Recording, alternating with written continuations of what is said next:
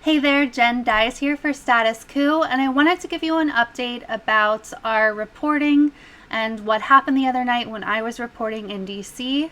I think you'll find some disgust at the police, if that's possible to have any more disgust about what the police and law enforcement agencies are doing in this country right now.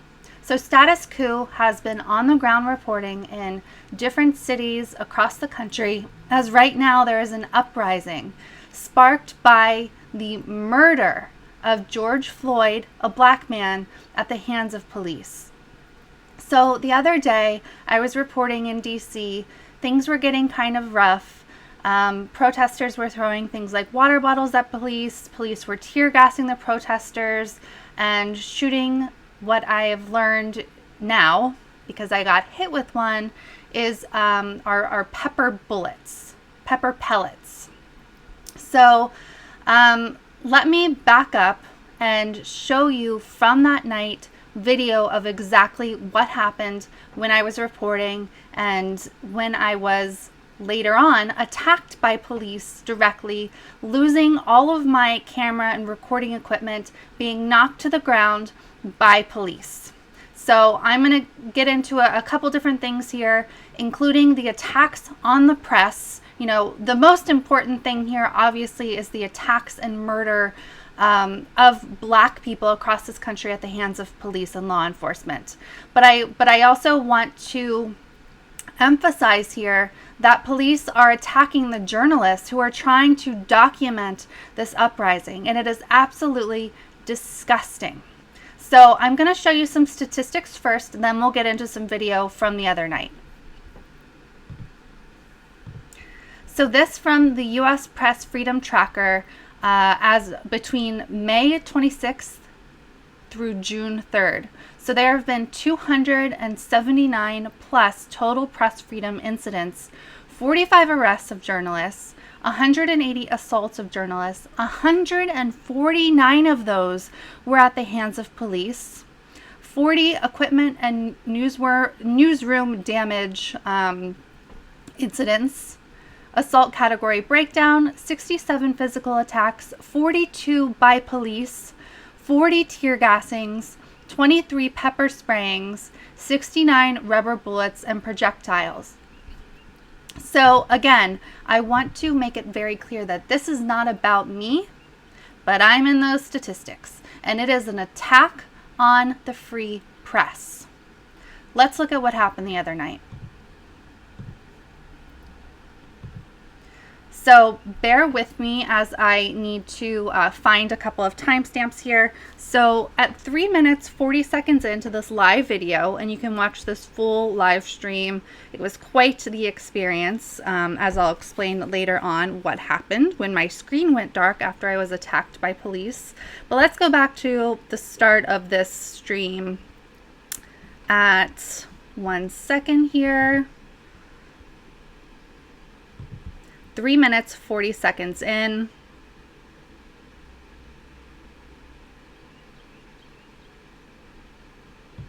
We'll just go ahead here. So here I am. I'm reporting, telling you what's happening. So excuse the foul language, but you'll see what happens next.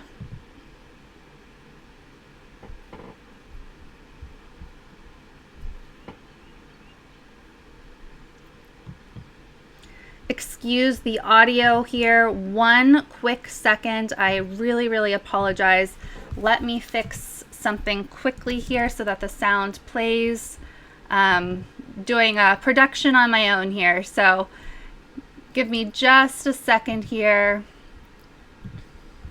Okay, that should fix the issue. Okay, let's listen to what happens. Tear gassing the crowd.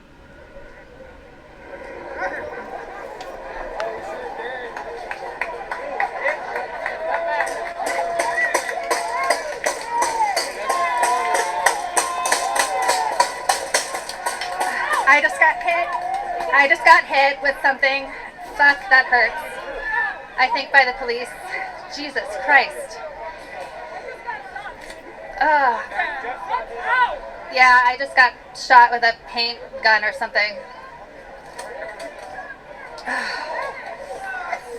Ow.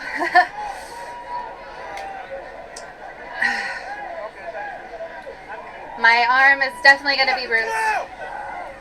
Thankfully, it did hurt my arm and not my eyes or anything like that. Police are... Okay, so you saw what happened there. I was reporting. There was not a huge crowd of protesters. I was clearly identifiable as a journalist. I had my press credentials on. I had my monopod, my microphone. My phone was on the clip and was recording. I was obviously reporting. Police aimed at me. They also hit other people during that exchange between police and protesters. They aimed at me and hit me. Let me see if I can show you what this bruise looks like now. There you go. You can see the red area is raised, and I have now a bruise around it. So this hurt. You know, and people are getting hit with these pepper bullets and rubber bullets constantly by police. Peaceful protesters. Yes, in that clip, there were protesters who were absolutely throwing things and police were retaliating. I don't think that they needed to shoot protesters and journalists with objects that hurt and are days later. Here we are on Thursday. That reporting was back on the 30th of May, a Saturday.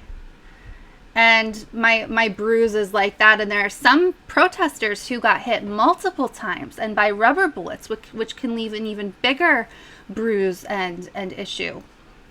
So absolutely horrible, disgusting shooting journalists. Let's take a look at what happened later on in the night when I was attacked by police. And remember, this was live streaming during the time, so people did not know what had happened to me because, as you'll see, my screen goes black. Let me find the appropriate spot here. We'll start right here. So here I am filming a car fire in front of between protesters and police.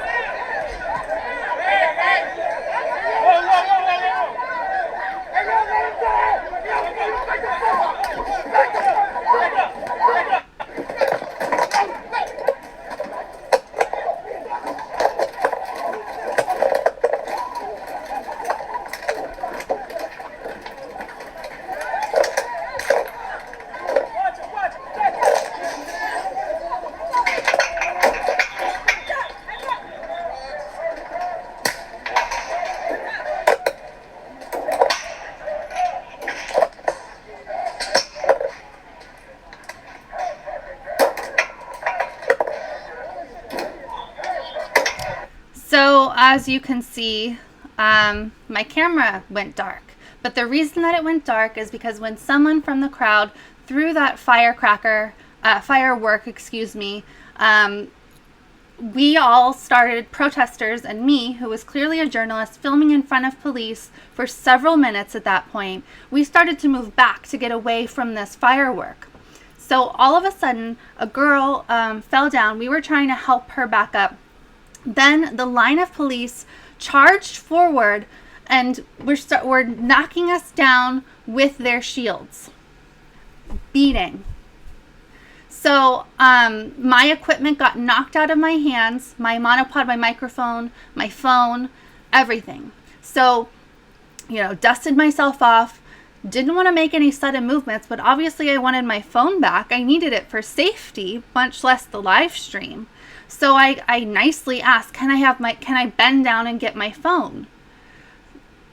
Without warning, the police officer who had targeted me charged forward, beating me repeatedly with his shield, knocked me to the ground again. Protesters had to run in, loop their arms under my arms, and drag me away from the beating of this policeman.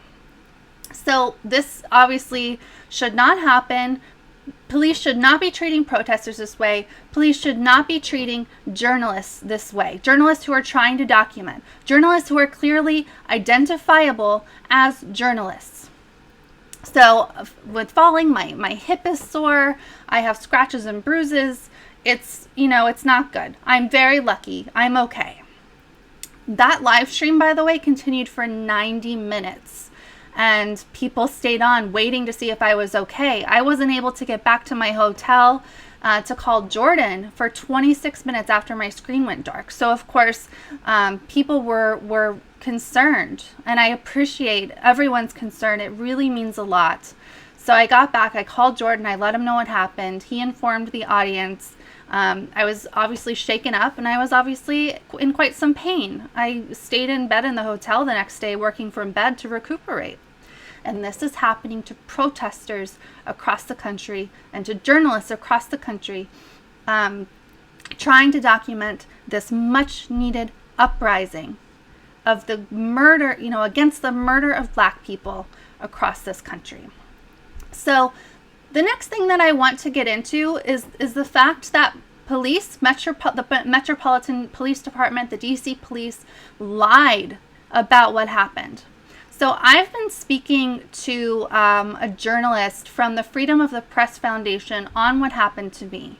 So when I went into the U.S. Press Freedom Tracker, I am part of those numbers.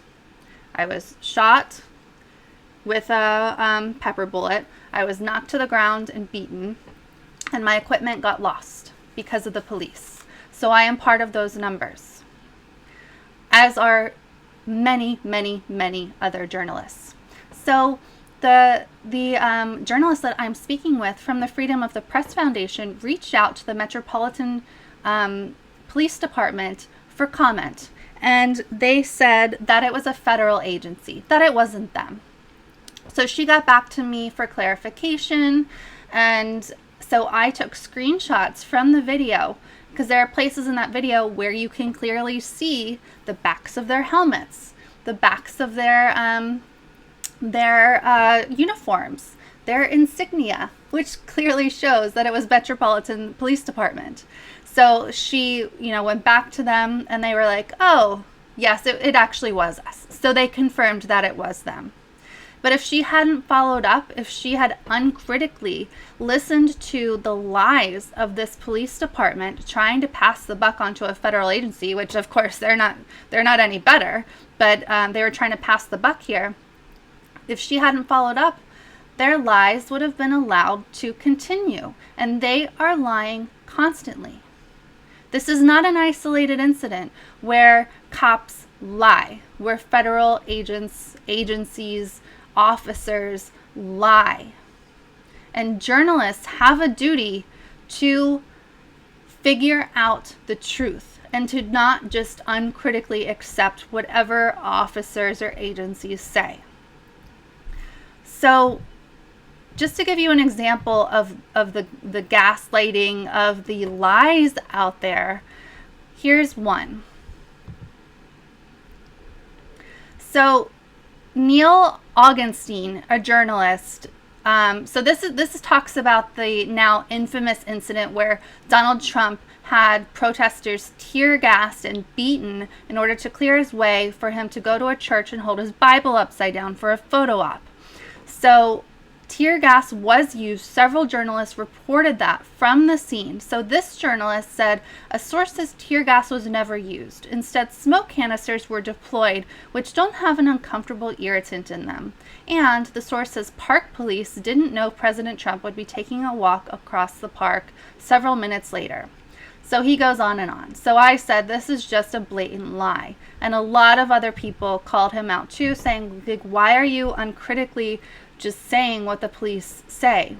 People were reporting from the scene. Report this as a lie, because it is clearly a lie.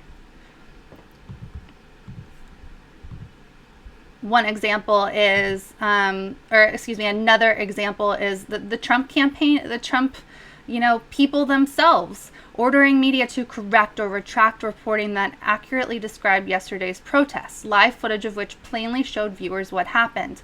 Abby Phillip of CNN says, this is next level gaslighting. Dozens of reporters were on the scene. It was broadcast live. And that's what journalists need to do. Push back against the lies. Verify. Don't just report what these agencies are saying, because they are lying about protesters. They are lying about what is happening. They are lying about the force that they are using. They don't care. They are being violent out there. They are being racist out there. They are harming protesters. They are harming journalists. They don't care, and they will keep going. That is why this uprising is happening all across this country, and why it will, in my estimation, continue to happen. Just to show you one other example to the debate over whether rubber bullets were used outside the White House last night, here's the leg of a woman who told me she was protesting last night back on Lafayette Square today. So with all this verifiable evidence, why did that one journalist, and he's not the only one, report the lie? As journalists, we need to do better. MPD, the Metropolitan Police Department, the DC Police, cannot be allowed to lie about what happened to me, about what happened to other protesters. Correct the lies. Report the truth.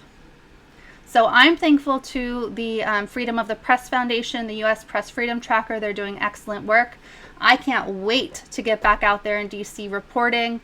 I'm going to do so this weekend. I have children, so arranging childcare and stuff, so I can get back out there and report on these uprisings. Have a camera in where police are to document what they're doing, because this is a historic moment, and they are liars.